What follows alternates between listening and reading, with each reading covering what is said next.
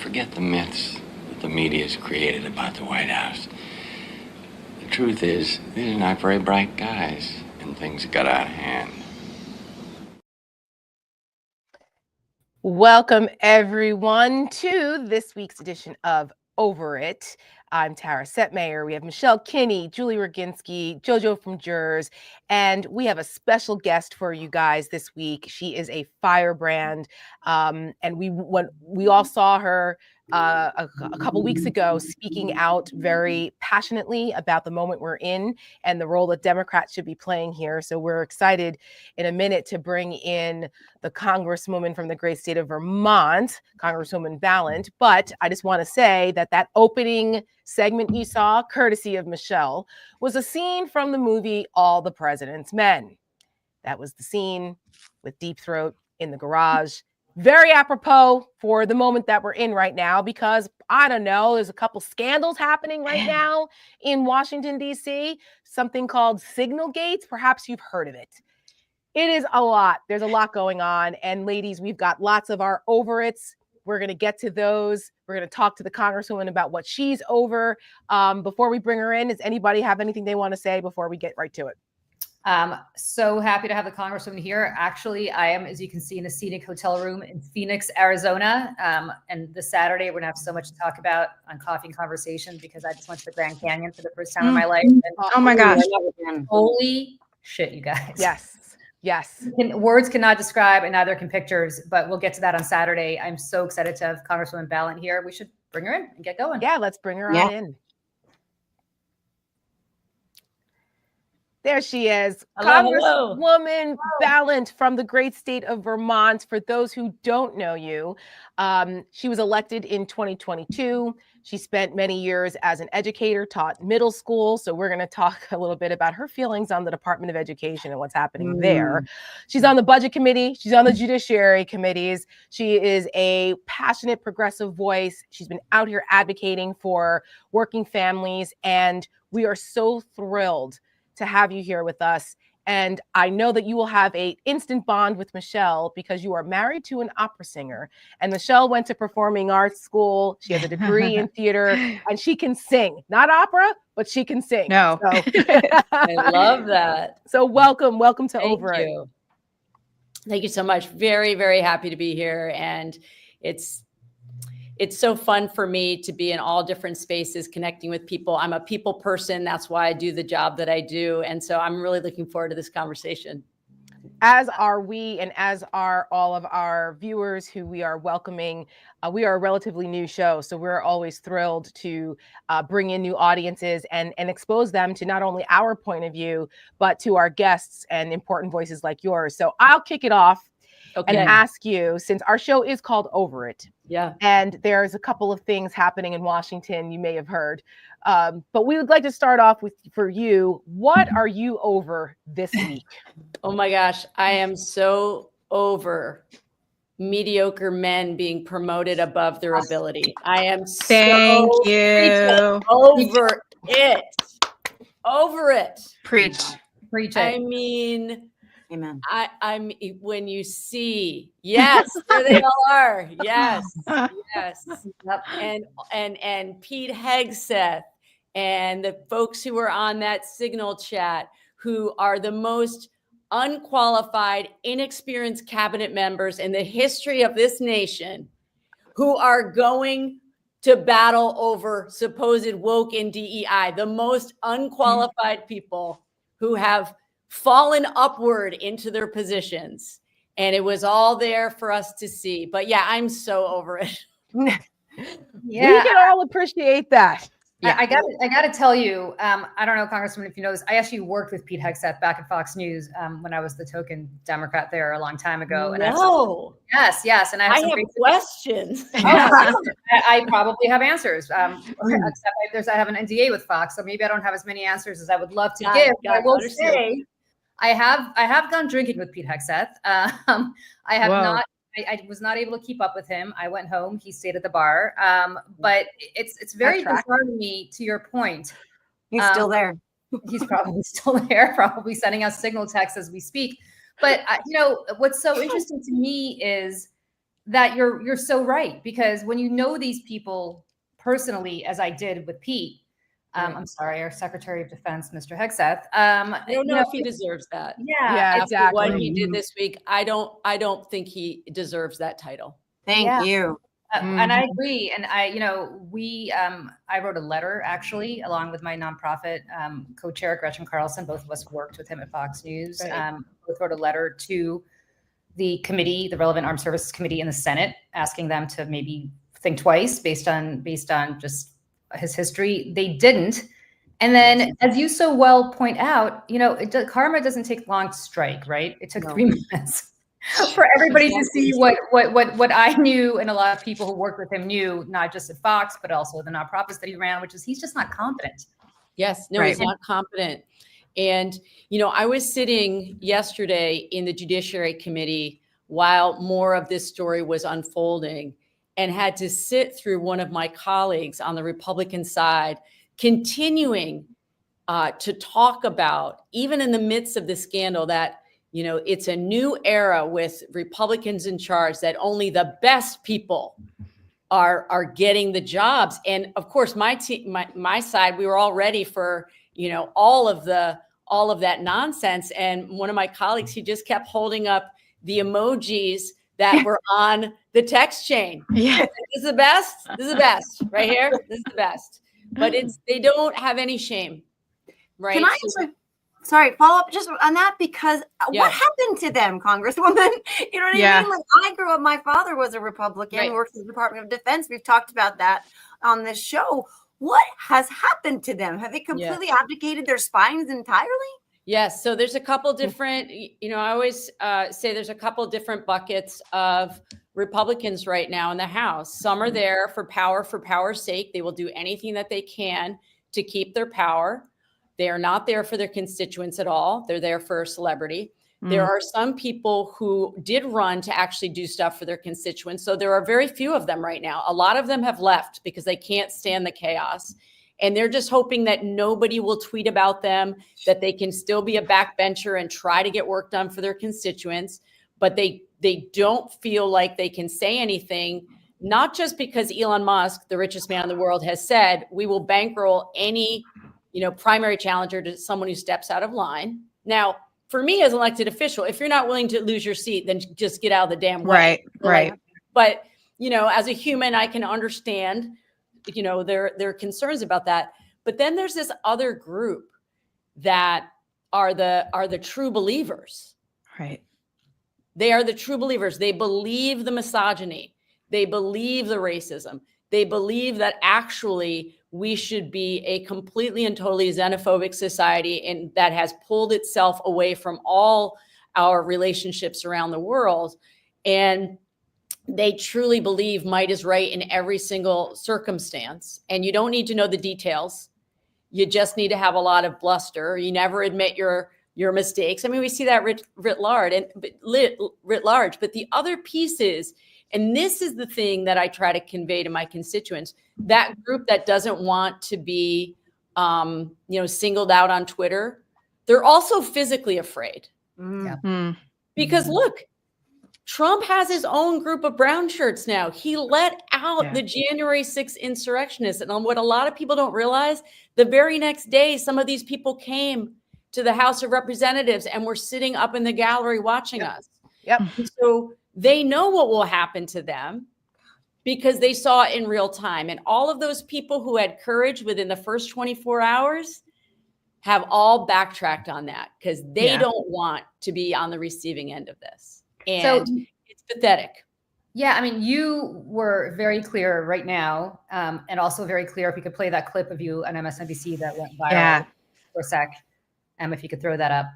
On the Democratic side, we run the risk of coming across as arrogant and as not listening to what our voters and what Americans are telling us, which is they want us to stand up to this administration and fight for those programs and not let Elon Musk have access to our personal private data and to not have them go after programs that we have already funded and getting rid of our authority as Congress, having the power of the purse. And so when we don't listen, when we back down, this sends the absolute wrong message that we are not willing to fight. And that is why I was so furious. And I know that that is true across my caucus in the House, from Blue Dogs to progressives. We were united.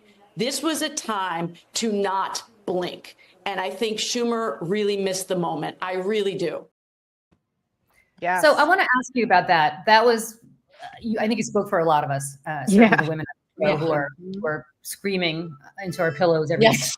Yeah. That's the moment I said, we got to go get her. Yeah. Congresswoman on the thank show. you. Yeah. Yep. Yeah. That was amazing. And all of us, before we even had you on the show, or you were having you on the show, we're texting each other saying, oh my God, this is what we need in the Democratic Party. Mm-hmm. Why do you think this is so complicated for some of your colleagues? Because I'll tell you, I've interviewed some of your, admittedly, colleagues who've been there much longer than you. Yes. And it seems to me that the ones who've been there a long time live in some sort of world, I think it's well-intentioned, but they just seem to think that we still play by these Robert's Rules of Orders, where it's very apparent to you who got there recently and to others, like AOC and Jasmine Crockett and others, that the world has changed. What's the holdup in your caucus right now? Yeah. Well, before I answer that, Julie, I just have to say you had me at Robert's Rules of Order, so that was beautiful. Look, you have to know the rules, right? And some level you have to respect the rules. But there are times when if your political opponents are not going by those rules, you are not serving your constituents by continuing to cling to rules that are no longer being respected or acknowledged on the other side. Now, you asked me, why is it that some still believe that if they, try to meet people halfway, that MAGA Republicans they're gonna meet them halfway? They're not gonna meet you halfway. They're gonna burn the stuff down, right?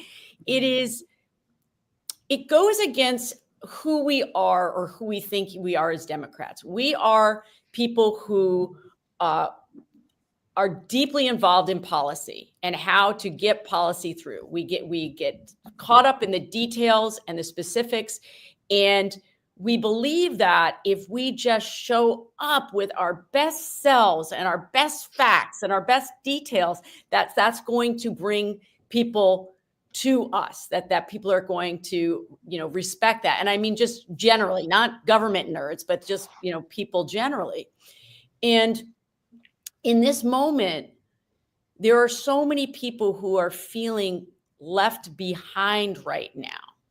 And we are up against a machine, a Republican machine for the last 25 years that has attacked government itself.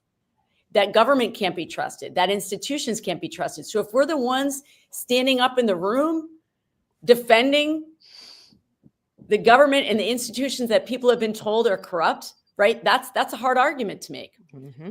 I think too, there is this sense that if somehow we take off the gloves, if we take off our suits and roll up our sleeves and throw some punches, that somehow we will lose the credibility to take the high road on policy. And I disagree. I think both can coexist, because right now we have all the best ideas in terms of policy. We know that in terms of like what people want. They want to make sure that they have good paying jobs. They want to make sure they got a roof over their head. They want to make sure their kids are better off than they were, than the experience that they had. So like when you poll without any political party attached to it, people are much more interested in what we have to offer. But the way that we go about making our case, I think, is wrong, because we are not able to listen deeply about what our voters are telling us about what we need to hear. Let me give you an example. I was on the Washington, I think it's called Washington Journal. It's the C-SPAN calling show. It's Republican line, Democratic line, independent line. So it was a couple weeks after the election. I got on there and a woman, was calling on the Democratic line, and she said, I am so worried. This is terrible. The second Trump administration is worse than the first. I'm worried for my family and my community. And the more she went on, the more I was like, oh, I think I know where this is going. But then she said, but I didn't vote in this election. Oh, God. And I said, okay, well, tell me more. Right. She said, I didn't trust that the Democrats were showing up to fight for me, or that they had a compassion for what my life is in, just trying to make ends meet for my family. So on the one hand, of course, inside of me, I was like, I can't believe you didn't vote. But thirdly, I think to myself, okay, this person is telling me what her experience was, and I need to listen to that. So one way that we show compassion, one way that we show understanding is that we fight for them. We fight for them and what they're telling us. And so there is a split in the caucus with folks who have been there for a long time. And I think some of us too, we don't own our seats. Like, I hate when people refer to it as that so-and-so seat. And I said this the other day, I think with Katie Fang, like, Chuck Schumer doesn't own that seat. The people own that seat. Yeah. I don't own my seat. The people own the seat.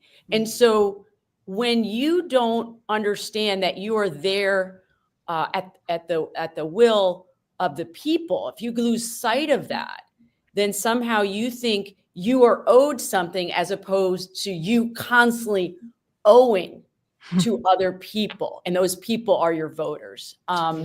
So I'm not trying to, throw too much shade. I just think it is a different way of thinking about politics. Well, It's not shade. Yeah, you raise an interesting point, though, because that woman said that Democrats really didn't give her a reason to come out and vote last cycle. And yet the same people in leadership that were there last cycle are there now. So I guess I'll ask you, is Hakeem Jeffries the right man for the moment right now to lead your caucus? Yeah, I know that Hakeem Jeffries is somebody who will say always, calm is a choice. It's a choice that we make to be tactical and strategic. And there is an important role that plays in this moment. I also feel like we need to see more people throwing punches. And so one thing I know, having been in leadership in the Senate in my home state, that you don't have to be all things to people. And you can be elevating other people on your team to be that bulldog, to be the person who is out in the scrum. And so I have been, like a lot of my colleagues within the caucus, we are really trying to elevate all of those different voices. And I think that we know that leadership in this moment is going to come actually from outside of this building. It's going to come from us, listening to those voices. And, I'm trying to do my part, both by continuing to use my voice within the caucus to say, we can do things differently, in that we can try shit. And if it doesn't work, we can try something else. But that's the other, I think, mistake that we make as Democrats. We think we have to get it perfectly. Oh my God, if there was ever an administration that is screwing up by the hour, and as we talked about, people being promoted above their ability, can we please stop believing that we need to do things perfectly and try some stuff and be innovative and creative and not worry that it's all going to come crashing down? I think we shackle ourselves, and I would like us to take those off. We're going to bring Michelle in. I just want to say about that real quick. Not only that, but I think it's important. I'm the resident former Republican here. And so I'm watching what's going on in horror, because I'm like, guys, as Republicans, we know how to fight. We don't eat our own. We stay on message. We keep it simple. And the playbook of how to behave when you're in the minority is already laid out for you based on the Tea Party, what happened in 2009. Yes. I mean, at that point, Republicans were 41, 59. They were down. It was 59 to 41. And look at all of the havoc that Mitch McConnell and Republicans were able to Yes. inflict because Yes. they knew how they didn't behave as though they were the minority. They were in opposition. Yes. And that those lessons can be learned. And don't eat your own. When you have the fighters that are out there in your party willing to put it on the line, Yes. don't come for them if they make a mistake or if they're not perfect or right. And I think that's something that Democrats can improve on, because you need everybody unified in this fight, and you can't let the perfect be the enemy of the good. Go ahead, Michelle. I know you have a question. Oh no, it's funny because all my questions keep getting answered. It's like this conversation is so great. I mean, I just want to echo what Tara said. You know, I'm a Democrat. I've been a Democrat since I first registered to vote 20 something years ago. But Tara and I met working at Lincoln together. So I spent 4 years working with former Republicans and there's, you know, their tactics and how to fight. So it's very, very frustrating. And, you know, I just want to bring it back to the Senate vote again, because of the 10 of them, I can't get over it, because I think that there's, to your point, you know, there's the Schumers who just kind of think that we're playing by the old rules still, which we're not, clearly. But then there's the Brian Schatzes who have been out there fighting and doing filibusters overnight and everything, but it's very clearly, you know, he sees his career 10 years from now and wants to be minority or majority leader in the Senate. So I'm just, I don't know how to get to people like that, but I guess the people in between, I really am wondering with the Democrats, because it's less of a fear of Trump, I guess, in that situation, and his people that the Republicans have, but like what's going through their heads? Because I can't for the life of me understand why. There's nothing to lose here, in my opinion. I love that you are asking those questions, because so one of the things that, you know, I'll just sort of pull the curtain back here in terms of like our internal conversation on my team. And when I was going to go, you know, pretty hard on Schumer, there was an internal conversation of, you know, well, what does that mean for, you know, for your career, right? What does that mean? And I said, I don't care, because what guides me in those moments is Ann Richards. Ann Richards was a one-term governor, and she said, if I knew I'd only have one term, I would have raised a lot more hell. That is the thing in the back of my mind. You never know what's around a corner. And we have to be more daring and more fearless in how we approach politics. And I think, you know, for me, it's always been about the people. I came to politics as a teacher. So it's about those kids and it's about those families. And if I don't get to do this for the rest of my life, I've got other things that I want to do and can do. And I think not enough people have that sense of every single time you are showing up on the floor, every single time you're taking a vote or giving an interview, you have to be willing to risk. If you're not risking anything, you're not being brave, period. Right? And so I get really concerned. I was concerned about the way that Schatz showed up as well. That so disappointed. So disappointed. Right. And so is it always thinking about the next thing?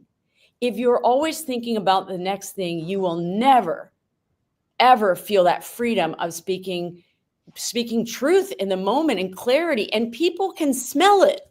Yes. People can smell that. The totally agree. People can smell phoniness or cautiousness all the time. And I'm not saying being stupid, right? Of course, there's tactics and strategy involved, but I always approach it of, hey, you know, well, okay, here's a perfect example. When I was running for Congress, I was very open about my own struggles with anxiety and depression. And people were like, oh, like, you know, what if that damages you? And I said, I'm going to do it my way, because, okay, I lose. Great. I get to hang out with my kids and my wife and ride my motorcycle. Okay? So like not so bad, but it's that sense of if you know who you are and you show up every day in those values, knowing who you are, then you're not always watching, you know, well, what's the next thing, or how's this going to damage me, you know, down the line. I think we need in this moment people who can be more daring And that actually I chose as the word of my year. Just be more daring. I love that. Absolutely. You mentioned our kids. You mentioned education. We were going to talk about that. This is near and dear to my heart. I'm a mom. My daughter's almost 12. My son's 15. I was also an educator. I was a paraprofessional for almost 7 years. And I'm worried. I am sorry, Julie's dad. Apologies, Congresswoman. I'm worried as fuck right now about our kids. Can you talk a little bit about what they're doing and what dismantling the Department of Education will mean for everyday Americans? Yeah. I mean, this has been an attack that's been happening for a long time on public education. And now they really have taken it to an extreme right now with illegally trying to dismantle the Department of Education, right? It was an entity set up by Congress. It can only be dismantled by Congress. So certainly tied up in lawsuits. But who are the people who are going to suffer the most? It is going to be those kids and those families that rely on the federal government to make sure if you have a kid with special needs that they're getting that they're getting that attention. If you are in a family where your kid is really struggling to learn how to read, those Title I funds disappearing, it's going to hurt the people who need it the most. And they've been able to weaponize, once again, this ridiculous notion around wokeism and DEI to convince Americans that the Department of Education has anything to do with curriculum. Nothing to do with curriculum. It's all set the state and local level. But it is this sense that your teachers can't be trusted, your schools can't be trusted. And so we're going to, like federal government, we're going to hollow it out until it isn't effective. And then we can point and say, see what we were telling you, the schools are bad. And that is another way that people with means will get ahead and the rest of the folks will suffer. And it's one of the things I think about every time, I get choked up every time I walk up the steps to the Capitol. I think about all of those students and those families that I had in my classroom for years that, who am I thinking about when I'm casting those votes? How are they impacted by it? And I also feel like it's an attack on knowledge generally, and that is like straight out of the authoritarian playbook. You attack education, you attack knowledge, and that is something that has an incredible chilling effect on us as a society. And then, of course, our students are going to be the ones that suffer. And if you have means in this country, you're going to be just fine. But the rest of us are going to struggle. I just gave a speech to the Council on Great City Schools on Monday, and they represent 78 of the largest school districts in the country.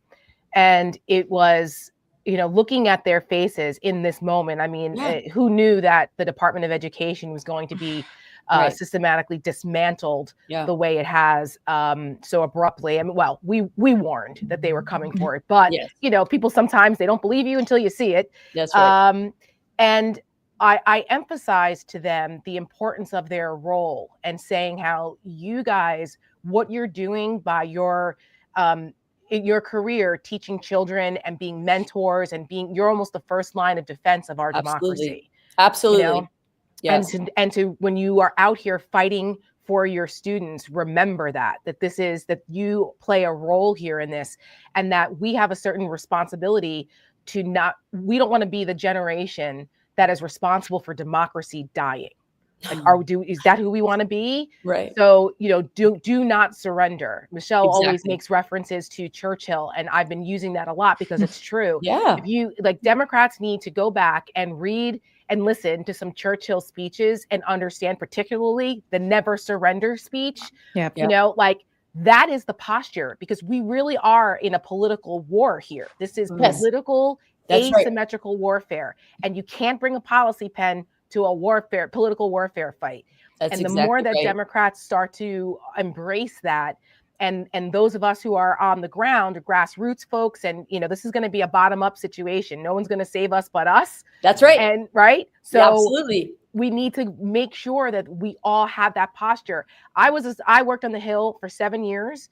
It was the great 7 years of my life. I've lived in DC, the DC area for 30. I went to GW. I still get teary-eyed when I drive past the Capitol on the left Yes. and the Washington Monument on the right. It doesn't matter what time of day it is. I still always look, and there's a certain fire in my belly that will never be extinguished. And you know, these authoritarian MAGAs are damn sure not going to be the ones to do that, at least not for me or for us or for those of us who are part of this fight. And I want to thank you for your fight. I want to thank you for your advocacy of the Capitol Hill police officers, and your advocacy for having the plaque put up in the Capitol. I've become friends with some of those folks, and I come from a law enforcement family, and this is very near and dear to me. My husband's a federal law enforcement officer, and what happened that day, we can never allow history to be rewritten.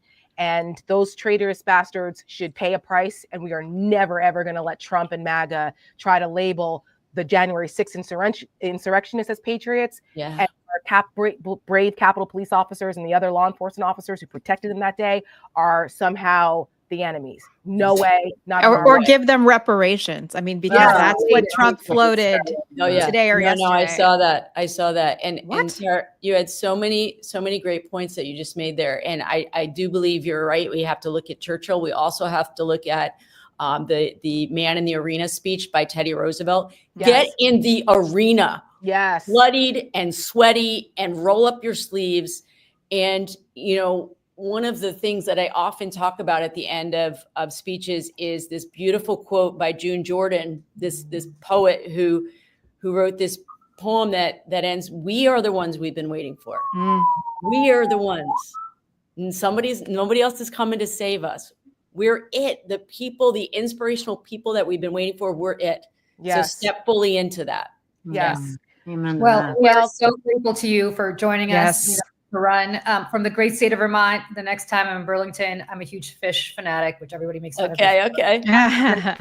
Nectars. I'm going to have my drink, and I'm going to think about you and your wonderful state and your advocacy for this country. So thank you so much. Thank you for being such a clarion call and such a clarion for our values. We really appreciate it, Congresswoman. Very happy to be here. It was really fun. Let's do it again. Yes, please. Bye. Thank you, Congresswoman. What a delight. She's amazing. Invigorated. Amazing. I told you guys. I was a road trip to Vermont, friends. That's what I'm thinking. Do you know that I love Vermont. I've never been to Vermont. What? Oh, I've been to like 45 states, I guess, and Vermont. I mean, you how gotta have go. I never been? I know. I've never. Actually, have I ever been to Vermont? I'm trying to think. If I have been, I don't remember, because as you guys know, some of you watching may not know. My grandmother was a professional dog handler. So I started going to dog shows as a kid, very young, with my grandmother. And we traveled all over up and down the East Coast going to dog shows. And a lot of them were in like bumblefuck places in America. And I'm trying to think now if I've ever been to Vermont for a dog show. I don't remember. So I'm going to say no. But like, I think Vermont's the only state I've never been to on the East Coast. So we need to go. I would love to. We got to go because it's the most beautiful. It's so stunning. Second, it's so chill. And third, look at this wonderful congressperson they have representing. I know. There's more of her. Well, and it's really a testament. What? No, I was going to say it's a testament to the people of Vermont too. I mean, Bernie Sanders is whatever, his own flavor of whatever, but I mean, he really does kind of speak to this larger idea that we should all have a fair shot in this country, right? To be able to pay our bills and to be treated equally. And it really is reflected in the people that they elect. And the Congresswoman obviously being one of them. So, you know, I tip my hat. They're fighters up there. I mean, you know, it's an East Coast thing altogether. You have to be. You're going to survive the freaking winter up there. Isn't there isn't there that mountain with the weather thing up there? It's like the coldest. That's New Hampshire. Oh, that's New Hampshire. But Tara, I don't know if you guys. I mean, The Sound of Music's one of my favorite movies as a kid. Like, I mean, honestly, if it's right. So the Von Trapp family moved to Snow Lake. What? And they know that. All there, Tara. We have to. Oh my God. Sorry, I have a very good friend who lived next door to the Von Trapps in Vermont and had some great stories about the Von Trapps. And apparently Maria Von Trapp, not Julie Andrews.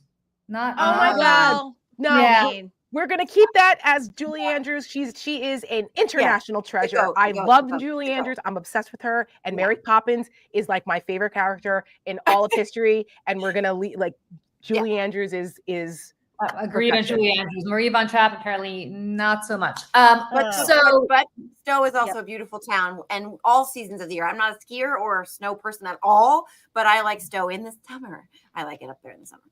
It's gorgeous. All right, you guys, what is everybody over? Michelle, what are you over today? Well, first of all, I'm over a whole lot of things, but one thing that is really pissing me off this week that I'm totally over is the outrageous price point of Broadway tickets. Outrageous. Now, this is a problem, okay, that has been brewing and getting worse and worse by the year. I moved to New York City in June of 2004. At that time, you could go see a show for, I don't know, maybe like $125 was one of the more expensive tickets. This ticket, I went to go see, I was like, I really want to see Good Night and Good Luck, even though George Clooney is pissing me off. I really would love to see the production. This is for previews. The show doesn't, the show doesn't even open yet. It hasn't opened yet. And it's at $1,000. What? $1,000. Are you sitting on George Clooney's lap for that? Like, what are you getting for that? Is he making you dinner? You, Amal, and George Clooney, Cuomo together? What? Yeah. When I first looked at the tickets, I was like, they were $800. They have gone up since then. And there was one more affordable seat for like $200 and something. But it was like almost half obstructed view at the Winter Garden Theater. Okay. So I have a question, Michelle. I have a question about this. So Michelle and I, we are theater people. And so whenever I come to New York, we try to go see a show, or if Michelle's not available, I'll go. Last time I was in New York, I took myself to go see Gypsy, which is absolutely phenomenal. Go see it if you're there. But are these like direct box office tickets, or are these? No, those are box office. I went to the website. I went to Telecharge, which is what Broadway uses to sell their tickets, and it was $800, and now it's higher. So the thing about it is that, especially given the story, right, of Good Night and Good Luck, which is about Edward R. Murrow and the Red Scare and McCarthyism and journalism in the 1950s. And theater has always been political. Like long before cable news or social media, it was theater, and the stage is where artists and creative people took a stand against oppression, against tyranny, being silenced, or any kind of injustice. And, you know, from Shakespeare to Cabaret to Susan Laurie Parks to The Crucible and Angels in America. I mean, theater has always been Hamilton. Theater has always been the mirror in which people hold up to themselves and our society as a warning, but also a weapon.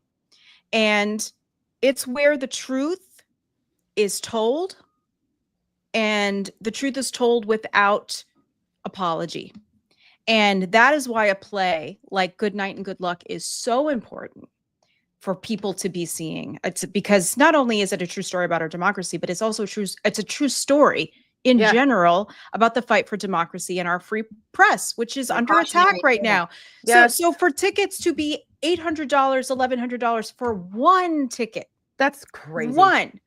And previews. In previews. And so, you raise a really good point. Like, this is such a great, important discussion, because the Jersey people on the show or in the chat, please don't murder me, because I love Bruce Springsteen. But this is very similar to when Bruce Springsteen, the man of the working class, the bard of New Jersey, decided to start charging obscene amounts of money for people to go see his concerts on his last tour. And same thing with George Clooney, who, I'm a little over George Clooney these days, but the constant virtue signaling about democracy with a small d. It's not a coincidence he did Good Night and Good Luck. He did that movie 20 years ago, and now he's doing a Broadway show in this particular era in our time. All George Clooney does is mouth off consistently about politics and about, how we have to stand up for the little guy and so on and so forth. Springsteen does the same. And you raise such an excellent point, which is these people are so full of shit. Sorry, Dad, but they're so full of shit because George Clooney does not need this money. He'll be just fine. I understand he has to pay the Winter Garden Theater. I understand there's production. There's people, obviously, a lot of money behind these shows. This is the producers, of which George Clooney is one of them. Oh, yeah. This is the producers. And it's that they are withholding an ability to access this kind of story and this kind of experience to the average person, and has become a luxury item for rich people.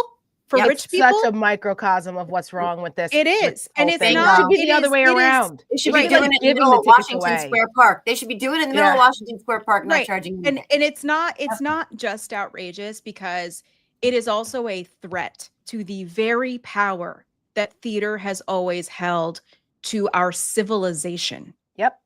It is that's why Trump's coming for the Kennedy Center. Right. It is an art form that has been a thousand years. And so, when I went to go see Hamilton, I remember the first time I was supposed to go see, I had a friend actually who was in the show and got me a house seat for $180. And I ended up not being able to go because my cat ate chocolate, and that's a whole story. Oh, but no. Yeah, so I couldn't go. Oliver, Sterling or Ollie? Oliver, he's bad. He's a bad boy. So I ended up going like a year and a half, 2 years later. And I remember looking around the theater and seeing everybody was one race, and it was mostly white, and they all looked like very affluent, uppity people with their I was like, I saved up my money to be able to go see that. And it should be accessible. Sure, there's always going to be the more expensive seats, okay? But these things should be accessible, especially in a time like this. Theater is not a luxury item. It is a necessity for our democracy and our freedom as people in America. So anyways, that's what I'm over. Well, and it's that is opportunistic. Yeah, that's crazy. And just a little tea on this. Othello opened up on Broadway with Denzel Washington, and it was a star-studded affair. President Biden and Dr. B were there, and like all these celebrities were there. And apparently the show isn't great. No, it got really not terrible reviews, but not good for the amount of money that is being spent on that show. Shakespeare gotta go. Right. It's how disappointing. I mean, also Desdemona is 27 years old and Othello is 70, which is just making me feel a certain way. But that way in the play, though. I mean, that's not incongruous. I mean, well, the other thing that on that is apparently Sherry Shepherd and Nia Long got into a confrontation at the show at the opening night. Yes, it was in Page 6, and my friend is the executive. My friend's the executive producer of Sherry Shepherd's talk show, and so I need to get him on the phone and find out what really happened. But Page 6 claims that Nia Long yoked up Sherry Shepherd because she claims that she's been talking shit about her on her show and made some allusion to this. And Sherry was like, "Wait, hold on, like, what are you doing?" And she was like, "Stop talking shit about me." And she was like, "What?" Oh my God! Was it at the party? Was it at the party or in the theater? I think it was at the theater. And Sherry Shepherd said that she went to the bathroom. Everybody's hearing that. Yeah, everybody. Well, she went to the bathroom at intermission and was like waiting for her to come. Like she's gonna be like, "Which, if you've been in the bathroom during intermission of a Broadway show, like it's packed and there's people and there's a line and everybody's like, what?" But I'm just saying that's a little that's like some drama there, that especially is drama. At the theater. Or like, what are y'all doing? So I don't know. Drama, I don't know the whole story. I'm gonna see if I can find drama. I guess you get a little more for your money that way, though. You get the play, I mean, you get the drama, the full experience, the celebrity sightings, you get all of it. But anyway, back to the more serious things, because there's an incredible amount of drama going on in Washington, D.C. that actually has life or death consequences. And I know that JoJo and Julie both have over-its that relate to that. Who wants to go first? Because mine is, we can end on mine.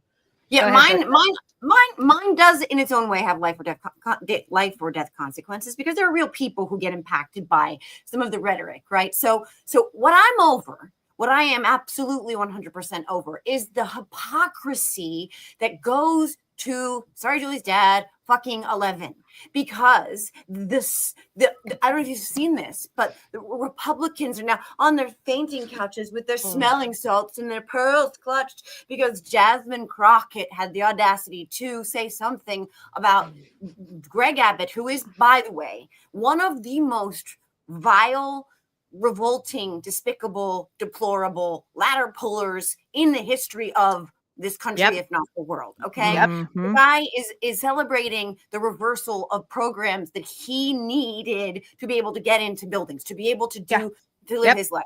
The horrible person. Like, and women are dying. Right. Women are dying in Texas because of his policies. He's like, I want the barbed wire in the Rio Grande so we can kill more kids. This guy is disgusting. But what beyond all of it, what pisses me off is they're going to censor Jasmine Crockett. They're crying and whining. These are the same people who said nothing. And I think Emily has 2 of these clips ready to go. Nothing when their melted circus peanut messiah mocked John McCain, war hero, POW, because he was tortured. Instead, I'll stay here until you can release more of my, fellow soldiers. I'll stay here getting tortured. So he stayed there longer and had some, his arm did not function properly ever again. Because of the torture. Because of the torture he endured for us, for our country, and for his fellow soldiers. He mocked him. He also mocked Joe Biden's stutter. And we all remember it should have been over when he did it. He mocked a disabled reporter in front of a crowd who cheered for it. Right after a couple of good paragraphs, and it's talking about northern New Jersey draws the prober's eye, written by a nice reporter. Now the poor guy, you got to see this guy. Oh, I don't know what I said. I don't remember. He's going like, I don't remember. Maybe that's what I said. This is 14 years ago. They didn't do a retraction. Obamacare is a catastrophe. Nobody talks about it. Without John McCain, we would have had it done. But John McCain, for some reason, couldn't get his arm up that day. Remember? He goes like that. That was the end of that. He can't. He can't Jesus get his Christ. arm up. He couldn't get his arm up. And then they'll gaslight you and tell you didn't see what you saw and that he wasn't doing what he did. that is all. I think, Julie, this will actually feed perfectly into what you're doing, because that's what they do. They gaslight you into disbelieving your own eyes and ears so that they can maintain points that are bullshit. And that is what I'm over. I am over that hypocrisy. I will not mock someone for their disability. Again, going back to this, I worked with disabled children. I'm not going to justify it on any level, but I will not sit here and listen to those motherfuckers tell me that they have some moral high ground. That's bullshit. That's exactly right. And no one is immune. Okay. They don't get to be, because Jasmine made a crack about Governor Abbott. Apparently my understanding is that that's a nickname that they use throughout Texas. He's a horrible, evil man. And, you don't get to, when you're a bully and you're a horrible person and someone actually, punches back at you, and then now you're crying tears, stop it. Stop it. Right. We're under no obligation to give people a pass when they're evil assholes like Greg Abbott. So and we got your back, Jasmine. I hope she doesn't apologize. She tweeted something yesterday that kind of, it didn't walk it back, but it was like, oh, but this is what I was. And I was like, no. I was like, I mean, look, let me just tell you, she is not going to walk this back.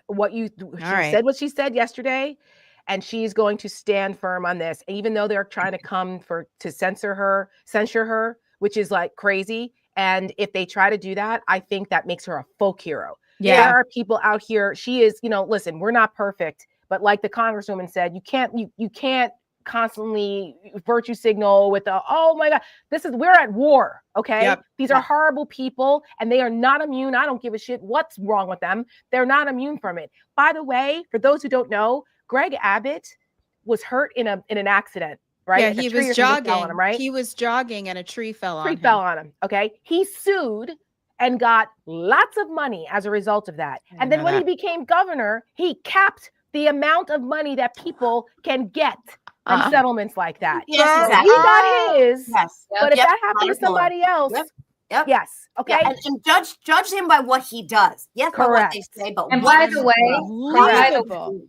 the day that Greg Abbott speaks out about the cuts to the Department of Education, that are going to adversely impact children. That's right.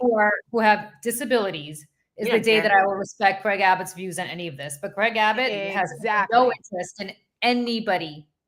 No, but he doesn't give a shit. Worse than that. He'll sign the papers. He'll sign the papers, taking away what they need. Right. Taking away wheelchairs. That's right. So just remember that we don't pick these fights. They pick the fights. And eventually a bully is going to get punched in the mouth. Yep. So that sets up perfectly, Joe. Thank you. Which is what I'm over this week, which is, as Joe alluded to, the complete and utter effing gaslighting that this administration thrives off of. It's like oxygen to them. And just one most recent example, again, to go back to Pete Hegseth, there was a Signal chat, which I'm sure everybody watching is aware of, but if not, I'll recap very quickly. These morons, and by morons, I mean every single member of the national security apparatus in this administration, Marco Rubio and Mike Walls, and John Ratcliffe, Tulsi Gabbard, all of them. Marco Rubio. Marco Rubio started with him. And J.D. Vance. And J.D. Vance, sorry, of course, the vice president, J.D. Vance, all of them on a little single group chat, like they're planning like their next outing to the nail salon, talking about war plans, talking and revealing the name of a covert CIA spy, right? At the same time that Steve Witkoff, who is Donald Trump's envoy for I don't know what the hell what, for kowtowing Vladimir Putin, from what I can tell, is in the Kremlin receiving these text messages, but not to worry, because Steve Witkoff actually said, don't worry, I didn't take my phone with me to the Kremlin. These Signal chats were on my personal phone. I left that back in the United States. Oh, okay. The Russians certainly can't hack into your personal phone. Right. That makes it better. No, it doesn't. I have a Substack on this today, by the way, which shows that mere weeks, nobody's picking up on this. Where are you, American media? CBS actually picked up on it. Nobody else. Mere weeks before Pete Hegseth, he's director of nothing, the Secretary of Defense, puts out this little Signal chat war plan. His own department, the National Security Agency, which is overseen by the Department of Defense, puts out a non-classified bulletin saying you may not use Signal for anything, even things that are not confidential. You can't use it because it is so compromised. His own department put the guidance out a few weeks before Pete Hegseth says, oh, but that doesn't apply to me. He decides to transmit war plans. But what really pisses me off. And then says the OPSEC is clean. Oh my God. That's like a lie. The OPSEC is clean. OPSEC, Mission accomplished banner. Yeah, exactly. So what And then pisses me off is that they get busted by Jeffrey Goldberg, who of the Atlantic, the editor-in-chief of the Atlantic, who they stupidly decide, Mike Walls, the national security advisor at the White House, decides, I think I'm going to mistakenly include the editor-in-chief of the Atlantic on this. He's sitting in a parking lot of a supermarket watching on his phone, being like, I can't believe what I'm seeing here. They admit that this is all legit, that these text messages were theirs and they were legit, but not Pete Hegseth. Here are the text messages. Pete Hegseth proceeds to say, no, this is all bullshit. There were no war plans, not at all. And then Goldberg, of course, 24 hours later, releases what you see on your screen right now, which is, if you have any kind of war plans, okay?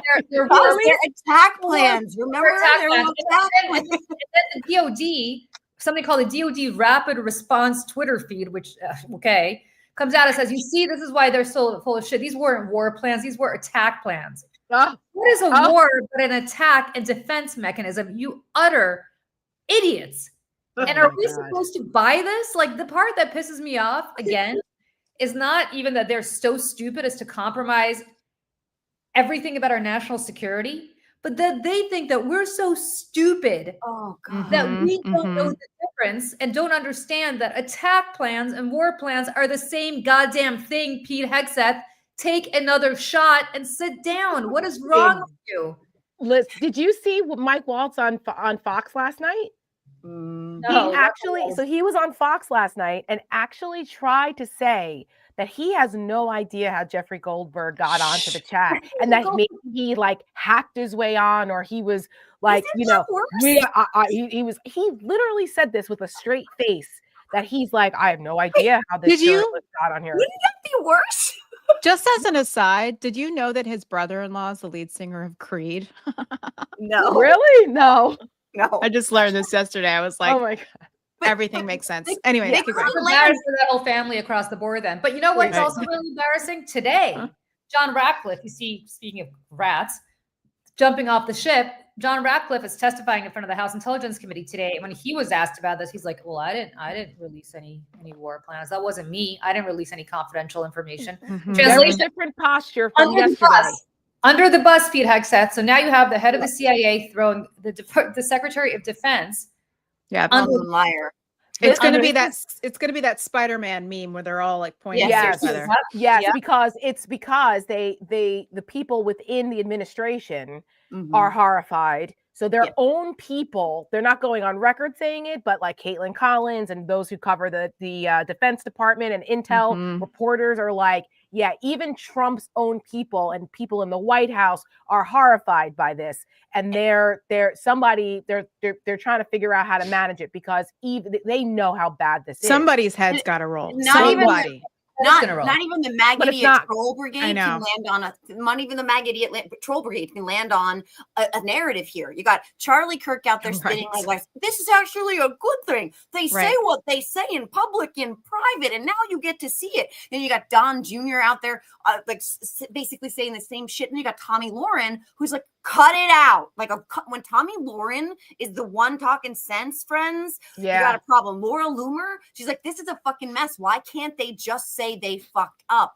They fucked up. So they're saying it's a good thing. Carol Levitt's saying it's not actually war plans. See, but boom, roasted. It's attack plans. Like even Trump was like, oh, we might even use this more. Doing the same entire playbook of tripling down the Roy Cohn playbook of never admitting fault. This is why Laura Loomer and those folks are saying like, just admit it. Because I was talking to someone this morning that was telling me that in MAGA world, people are starting to go, wait a minute, we talked about accountability, right? We pushed this whole thing about incompetence and accountability, and that's what we're supposed to be doing. This is so obviously fucked up and so obviously, sorry, Julie's dad, but this is so obviously like a problem that you just admit it. You got caught, admit it, and at least move forward. So and have accountability, make some heads roll, fire somebody. Of course. But they're saying that you can start. You're starting to see a little bit of a split here inside MAGA world, where they're like, "Whoa, wait a minute, we can't let them fight." That's right. So that's why you're seeing that interesting. And right before we came on, I apologize. I don't know who the congressman one that asked because the TV was behind me and I was only hearing it. He asked Ratcliffe because he said, during his Pete Hegseth's confirmation hearing, we talked about his alcohol abuse. Is there a chance that he could have been under the influence of alcohol when he sent these messages? And Ratcliffe, oh my God, I find your question offensive, and like goes on this whole thing and is like, we're talking about a group chat here, and first downplayed the group chat at that point and saying that they're focusing on who was there and who wasn't, and this is stupid and it's not even a big deal. And then it's like, it's none of your business if he, and like the two of them like went back and yelling at each other, and he's like, I'm reclaiming my time. But it was crazy to listen to because having known alcoholics in my life pretty closely, one of them is a very good friend of mine who I lost. He passed away from alcoholism, and I watched that man deteriorate over a few years. I also have someone else in my life who was an alcoholic, who was an angry alcoholic, and watching Pete Hegseth on the tarmac respond to that reporter's question, there was this switch. And it flipped like this. And I was like, if you have ever been on the receiving end of that, you know exactly what that is. And I looked at my husband. I was like, he's drinking. He's drinking again. There's no way he's not. I had the exact same response where I actually thought to myself, I'm glad he's in Hawaii and not near his wife. Yes. That was the thought that I had watching that interview. That's so crazy. Exactly the same thing. Yeah. Well, and the fact that Radcliffe went off like that I just sent the clip to Emily, tells by the way. me that it's like, thou doth protest too much. Yes. Why are you getting all, whoa, he didn't accuse you. Right. It's not even your department. You're Right. CIA. Why are you because maybe it hit home, struck a nerve. Sorry, Yeah. Here's the thing. I gotta say, No. not to dwell on the alcoholism thing too much, but if you have ever been around alcoholics, and I've had two very, very close friends who were alcoholics, it's a disease. And you cannot just turn off. You can no more turn that disease off than you can turn off cancer. Right? I don't judge it. By the way, if you're an alcoholic, I do not judge you, because it is a disease and you cannot help it very often. Yeah. What you do have to do is get help. And you don't just say one day, well, you know what? I just got this new job, so I'm going to stop drinking. You can't. Not if you're an alcoholic. Look at this, Michelle. There's a comment. Someone said that this is spot on, Michelle. I'm a drinking coach, and I caught that too. It was this like immediate, I don't know. It wasn't even a loss of temper. It was like a loss of like, this person is not in control of themselves. Like his brain is not okay. I mean, that's what alcoholism does to your brain.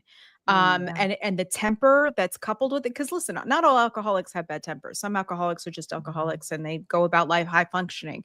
But some of them, coupled with a very bad abusive nature and a bad temper, is a horrible and very dangerous combination of characteristics. And Pete Hegseth, I think, embodies all of them. I mean, let's also talk. I mean, he has gaslit the American public about everything about him, about the white nationalist tattoo on his chest, the mishandling of funds for his charity, his sexual, how many wives he's had, the sexual assaults of a coworker,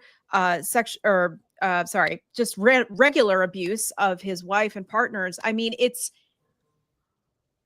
what makes people think that he's telling the truth now?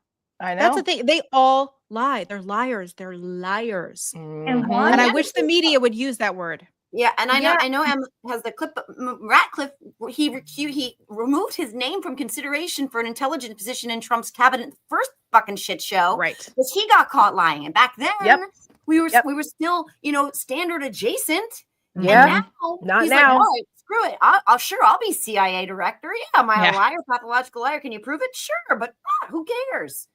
Do we have the clip? Yeah. The main person who was involved in this thread that a lot of people want to talk to is Secretary of Defense Hegseth. And a lot of questions were brought up regarding his drinking habits in his confirmation hearing. To your knowledge, do you know whether Pete Hegseth had been drinking before he leaked classified information? I don't have any knowledge of Secretary Hegseth's personal habits. Director Radcliffe, same question.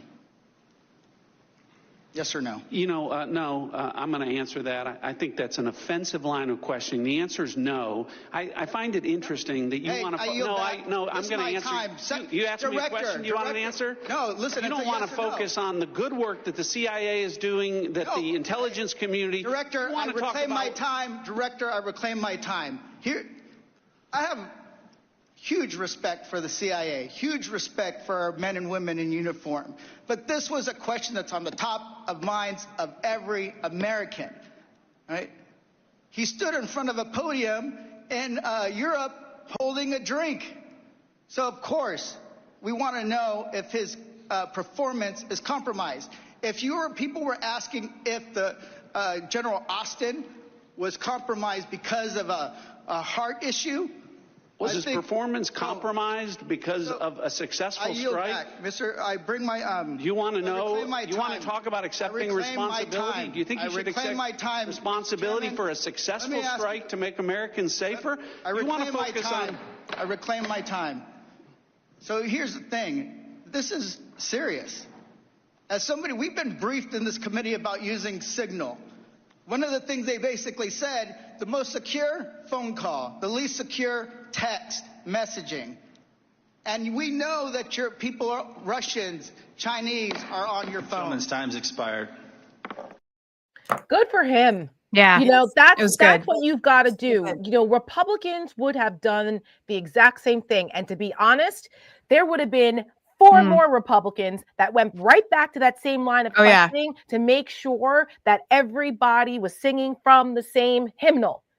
Over and over and over again, because that's what you do. And when Democrats start turning on their own and distracting away from what's actually happening, because that's what they're doing, it's a distraction.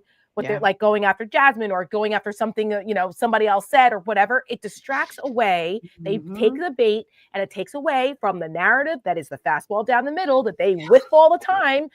With you stay focused on them. Question whether he was freaking drunk. That's right. You bring up that he had a drink in his hand when he was overseas. Bring up the incompetence. Bring up the fact that there were multiple people and stories written that witnessed what he did firsthand. So it is not out of left field to question whether he's this is exactly why we question whether this guy should be most powerful. And it was the first thing people said. They said the first thing when this story broke was he drunk? Across the board, was he drunk? Why? Not like drunk texting isn't a thing. Right. And how is John Ratcliffe? How is John Ratcliffe able to say that he wasn't drunk? He just testified in front of you Congress. weren't with him, or were you? Yeah, I mean, I don't know.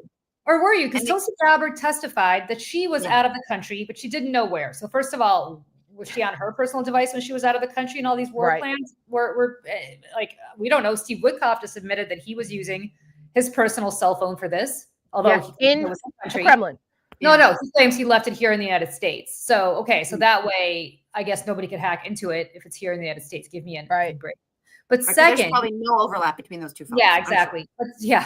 But second, and more relevantly, we know they weren't in a skiff together, which is a secure room where you're not going to be hacked into, because they weren't in a skiff together. They were on Signal. Where was Pete Hegseth? How does John Ratcliffe know that he wasn't drinking? Because he just testified he wasn't. Were they together? Right. And if so, where were they? Because they weren't in a skiff. Right. Like, again, where are the prosecutors that are on this committee? That this is, again, I said this during the confirmation hearings, and I'll say it again. The way that the January 6th committee prosecuted the case was the way you should handle every single hearing when you bring these fuckers up to testify. We know what their MO is. We know how they're going to obfuscate. We know how they're going to try to change the subject. We know this already. So why don't the members of Congress and their staff, because a lot of the times it's the staff that preps you. I know this because I used to do it.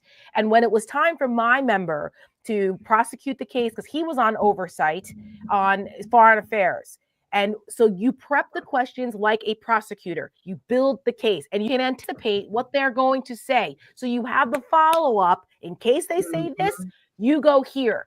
Here's the evidence. Here's the paper that says this. Don't let them get away with, I don't remember. I'm not sure. I don't know. Well, you know what? If you don't remember, I'll refresh your memory here, sir. You said this. It's about prosecuting.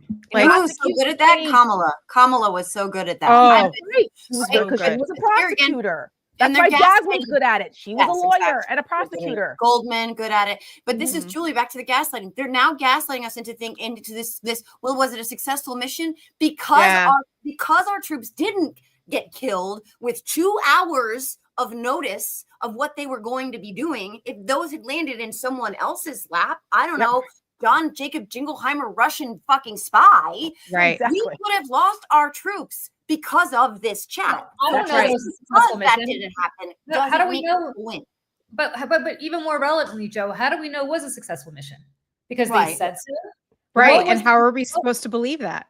What was the purpose of the mission? Was the purpose of the mission to degrade Houthi operations so that they wouldn't sabotage marine transport through the Red Sea?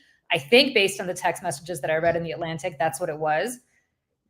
Is that still the case? I mean, are we going to have more attacks on European and American shipping through the Red Sea? Well, that brings me to my over it, because another person who was on that chat who expressed reservations about this attack and the timing of it was JD Vance. JD Vance had a different perspective on this. And while they were Stephen Miller had to weigh in and say, Trump already made the decision, this is what we're doing. But JD Vance, it was very revealing. Once again, they were trashing Europe and him and Pete Hegseth, like as if they were like frat bros talking about a rival fraternity that they don't like. They're like going up, except they're our allies in the world. They're trashing Europe and going back and forth. I'm like, okay, this is, again, insane. Okay, could you imagine what Republicans would do if this were the Democratic equivalent of this? Okay, they would be screaming bloody murder every day until every single one of those people were forced out of office. But yet Republicans are over here blowing it off as if it was a mistake and they'll learn from it. It wouldn't have been, to Joe's point, if our troops would have, our service members would have died or been shot down. These are deadly mistakes that you do not make if you know what the fuck you're doing. So my over it is, I'm over JD Vance and his wife because, you know, Usha Vance, that whole thing, yes, and his beard wife. Usha Vance, I want to be very clear here, is not a victim. She's not a Stockholm syndrome victim here. She is full on involved, just like Melania. They are not victims. And Ivanka. They are in on it. And the fact that JD Vance, well, first it was Usha being sent to Greenland. This whole thing, we're back to this Greenland thing, that they're being sent. I'm sorry, the people of Greenland do not want to be taken over by the United States. They are their own sovereign country, okay? Denmark and Greenland are just fine. They don't want us. And sending her over there was an aggressive act. And the new leader of Greenland said so. They don't want her coming over there. They're like, fuck off, okay? And so she did this weird video announcing that she's going to Greenland. Do we have that? Because it's weird. I'm also coming to celebrate the long history of mutual respect and cooperation between our nations, and to express hope that our relationship will only grow stronger in the coming years. I look forward to meeting many of you soon, and to learning from you about your beautiful land, culture, and traditions. Okay, first of all, I didn't think this was real. So weird. Is it an AI voice? What the fuck was that? It's like a whole alien video. It's like some contact. It's just weird. All of this is just weird. And I was like, why are you going? First of all, you're the second lady.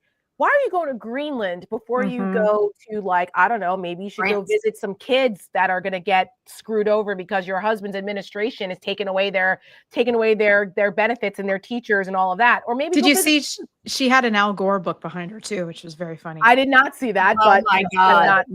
Again, amateur hour. These people can't even get a shot right. I mean, I just don't understand what they're thinking. You're sending the second lady to go to Greenland because you want to learn about their traditions. Since when? Like, stop this. So then, but it didn't end there because this got trashed. Okay. People are basically having the reaction I'm having, like, what the fuck? Get out of here. And the Greenland folks are like, get the fuck out of here. So who steps in but her husband to rescue her? JD Vance puts out his own video because guess who's now accompanying her because she's not capable, I guess, to go by herself. Her husband's got to go with her. I think we have the video. No, we don't have JD's announcement. Okay. So JD, he comes out with his own video and says, "Oh, I'm going to join my wife because I want to go to Greenland too. And we're going to go over there." And basically he makes threats about, like, I'm going over there so that they can understand that they'd be better off with us. They're so weird. I mean, and he had so much eyeliner on. I just want to say in the video where he announces that he's going, it's like a crayon going in there on the waterline. Did you guys see that poll about his popularity and how no one fucking likes him and how triggered that my tweet and that poll? They were all like, friggin', I happen to think he's a very fun individual. Mike Lee. Well, the best part is that Mike Lee jumps into Joe's mentions to say, okay, Mike Lee, the United States Senator from the state of Utah, Mike jumps into JoJo from Jersey's mentions on Twitter. Which is say, Joe, right? What did he say? He's like, I happen to really like JD. I like Mike Lee. Oh, okay. Good for you. I jumped in and I said, nobody likes you either. That was the best. True. That was the best. I'm dying. Mike Lee is not exactly Mr. Popularity in the He reminds me of the guys in the airplane who were the Hare Krishna guys who were handing out the blue flowers. I'm like, Donald Trump did that to him. That's who he has become now. Oh my God. Listen, I'm over all of them. They're all the worst. And frankly, I would actually like to know what eyeliner JD wears because it actually is pretty fierce. I'm always looking for a good eyeliner that doesn't run. I'll tell you what it is. Or what it could be. Okay, you ready? I'm going to give you the best eyeliner advice of all time. Victoria Beckham?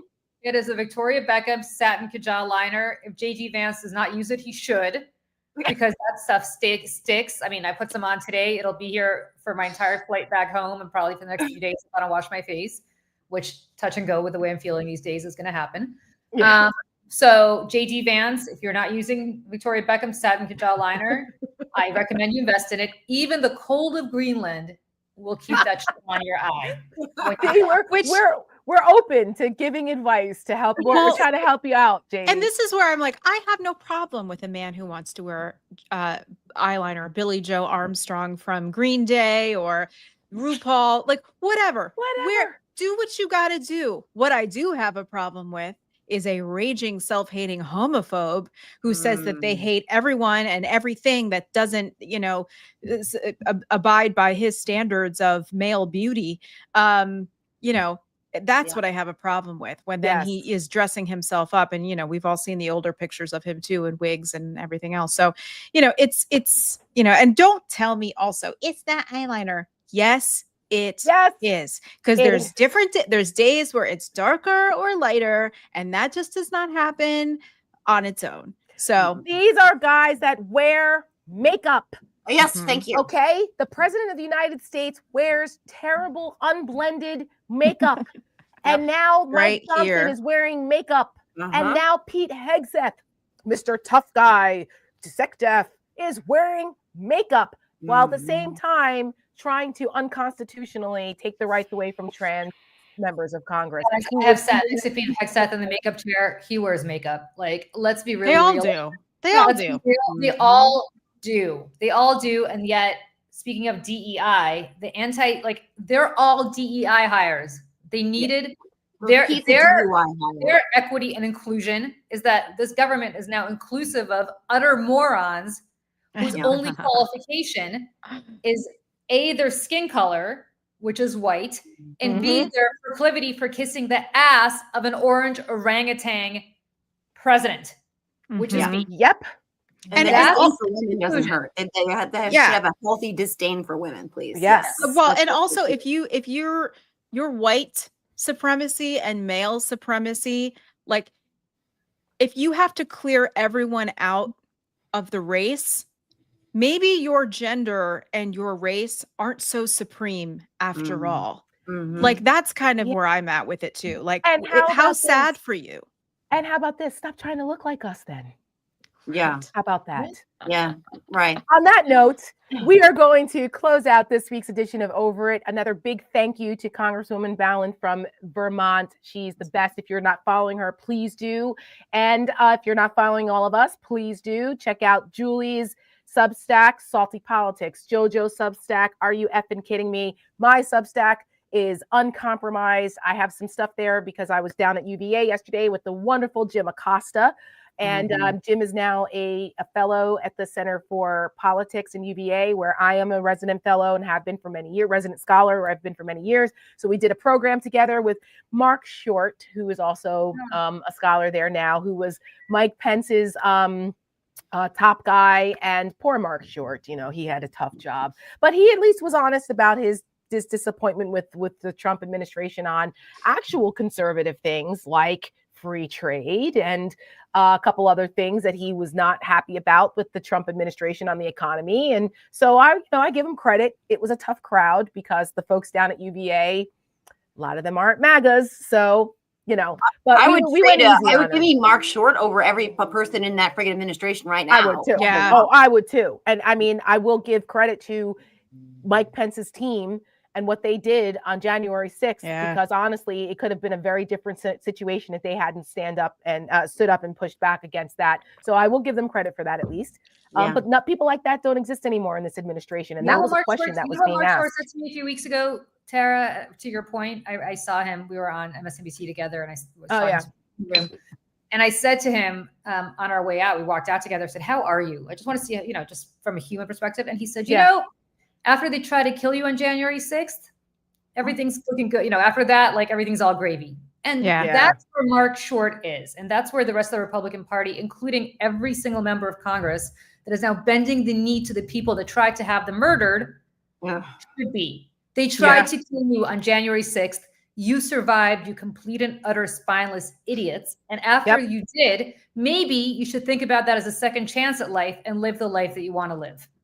Yeah. And not people. Well, and there's just one last thing that I want to add in the realm of January 6th and danger that we are all in. This is not the first time. There's so many things about Pete Hegseth that like we forget to mention all of them. One of the things is this is not the first time that he has been a threat to our national security. He, as a member of the National Guard to protect the Capitol on the day of the inauguration, the national security folks decided that he was a threat to the president and our nation's capital on January 20th, 2021, because of the white nationalist tattoos that he had on his body and all of his, I'm assuming also his rhetoric. And he was removed from his group and not allowed to serve and protect the Capitol that day. So maybe not a threat to the president at the time because the president was Trump, but that he was a threat to the proceedings. Right. Because he wasn't the only one. They were, that was members of Congress, everybody. That's right. Because he was so involved in that and because of his tattoos. So that is correct. So on that note, guys, we'll see you on Saturday for our coffee and conversation episode of Over It. And tomorrow night, Michelle and I on our show, The Stakes over at Seneca Project, will have former Congressman Denver Riggleman on with us to talk more because he has made a career out of being in intelligence and understands what's going on and what's at stake. And we just happen to love him because he's awesome. So make sure you check us out tomorrow night at 7:30 on The Stakes, and we will see you guys then. Bye, everybody. Bye.